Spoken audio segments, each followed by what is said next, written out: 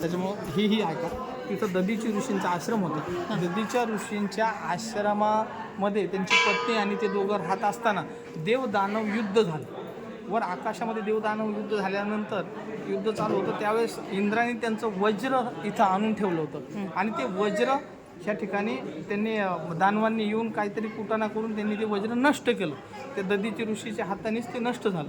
नष्ट झाल्यानंतर मग इंद्र आले. इंद्र म्हणले माझं अस्त्र मला द्या. ते म्हणले ते तर नष्ट झालं म्हणले. नाही म्हणले मग तुम्ही तुमचा हाडाचा पिंजरा द्या म्हणले मला. मग त्या हाडाचा पिंजरा आता हे कुठून झालं हे विष्णूंनी सांगितलं. महादेवाचे भक्त होते दधीची ऋषी. विष्णूंनी सांगितलं इंद्राला. इंद्र आले खाली येऊन त्यांनी ते वज्रासाठी त्यांचा हाडाचा पिंजरा मागितला छातीचा. मग छातीचा पिंजरा देण्याचं प्रॉमिस केल्यानंतर ते म्हणले बायकोला मी असं मी आता जाणार आहे म्हणले, आता मी माझा देह सोडणार आहे. ते म्हणले काय कारण. ते म्हणले देवदानव युद्ध चालू आहे आणि माझं जर शरीराचा हाडाच्या पिंजऱ्याचं जर त्यांना अस्त्र करायचं असेल तर याच्यापेक्षा माझ्या शरीराचा उपयोग मोठा कोणता असेल. म्हणून त्यांनी तो त्याग म्हणून त्यांनी ठरवलं की मला आता जळून भस्म व्हायचं आहे आणि हा हाडाचा पिंजरा यांना द्यायचा आहे. तर माता सती म्हणाल्या की तुम्ही मला सोडून चालले, मी तुमच्यासोबत येणार. ते म्हणले तू येऊ शकत नाही, तुझ्या गर्भामध्ये बाळ आहे. तुझ्या गर्भामध्ये बाळ असल्यानंतर हिंदू धर्म अनुमती देत नाही म्हणे. तू माझ्यासोबत कशी येऊ शकते, शास्त्राच्या विरोधात आहे. जर तुझ्या पोटात बाळ नसतं तर तुला मला माझ्यासोबत येता आलं असतं. नाही म्हणले माझं पातिव्रत्य भंग होईल, मला तुमच्यासोबत यायचं आहे. ते म्हणजे तुम्ही एवढं काही करू शकता, तुम्ही एवढं करू शकत नाहीत का म्हणजे माझ्यासाठी. तर ते म्हणजे तुम्ही माझ्या बाळाचं तुम्ही काहीतरी करून हे करा आणि मला येऊ द्या सोबत. मग त्यांनी तिच्या पोटातलं गर्भातलं बाळ काढून ह्या पिंपळाच्या खोडामध्ये ठेवलं. पिंपळाच्या खोडामध्ये ठेवल्यानंतर ते बाळ इथं प्रसूत झालं. तोपर्यंत त्यांनी तिकडं आत्मदहन करून त्यांनी त्यांच्या छातीचा पिंजरा दिला. त्यांचं जीवन कार्य संपल्यानंतर मग ज्यावेळेस तो मुलगा जन्माला आला तर त्याचं ह्या ठिकाणी ह्या पिंपळामध्ये त्याचा जन्म झाला. आता ह्या पिंपळामध्ये जन्म झाल्यानंतर ते बाळ जसं जसं मोठं होत गेलं. आता त्याचं नाव बघा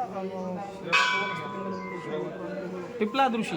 पिपलाद ऋषी नाव आहे त्यांचं. पिपलाद ऋषी त्या खोडातून जन्माला आले आणि ते पुढे चालून ऋषी झाले. ऋषी जसं आणि त्यांनी तपश्चर्या केली स्वतःसाठी किंवा माझे आईवडील कोण आहेत माहीत नाही ना, आईवडील कोण आहेत, मी ह्या खोडात जन्मलो कसा. म्हणून त्यांनी आईवडिलाचा शोध घेण्यासाठी तपश्चर्या केली. तपश्चर्या केल्यानंतर त्यांना कळालं, महादेवाची तपश्चर्या केली. त्यांना कळालं की माझे वडील दधीची ऋषी होते, माझी आई सती होती आणि असं इंद्र आले आणि इंद्राने माझ्या आईला माझ्या वडिलाला असं त्याच्यामुळं माझे वडील गेले, आई गेली. मी ह्यांच्यापासून प्रेमापासून दुरावलो. मला माता पित्याचं प्रेम नाही मिळालं.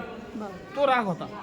म्हणून त्यांनी इंद्राला धरलं तर त्यांनी सांगितलं की तुम्ही महादेवाकडे जा. मग महादेवाला त्यांनी विचारलं. महादेव म्हणले तुमच्या वडिलाला त्यावेळेस शनी महाराजांची वक्रदृष्टी होती म्हणून असं घडलं. म्हणून ते शनी महाराजाकडे आले. म्हणजे इतकं सगळं झालं. मग शनी महाराजांना त्यांनी पनिशमेंट केली.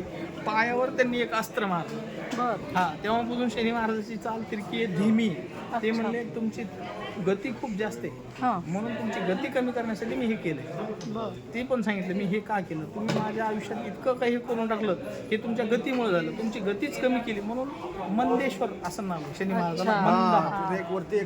शनी महाराजाला मंदेश्वर, मंदेश्वर महादेवाचं नाव आहे. तिथं पण एक स्टोरी आहे. त्या महादेवाचं मग शनी महाराजांचं मंदेश्वर असं नाव तिथून पुढं पडलं गेलं. आणि मग त्या पिंपळामध्ये गर्भ ठेवल्यामुळं स्त्रिया तिथं प्रदक्षिणा करून ज्या प्रसूत होत नाहीत, ज्याला काही अडचणी आहेत किंवा काही आरोग्याच्या अडचणी असतील, आता असं मानलं गेलेलं ही दंतकथा असतात सगळं. त्या ठिकाणी प्रदक्षिणा मारल्यानंतर स्त्रियांना सुद्धा त्या गोष्टी प्राप्त होतात. असं सगळं आहे. तर कुणी 11, कुणी 21, कुणी 108 प्रदक्षिणा मारतात तिथं स्त्रिया सुद्धा.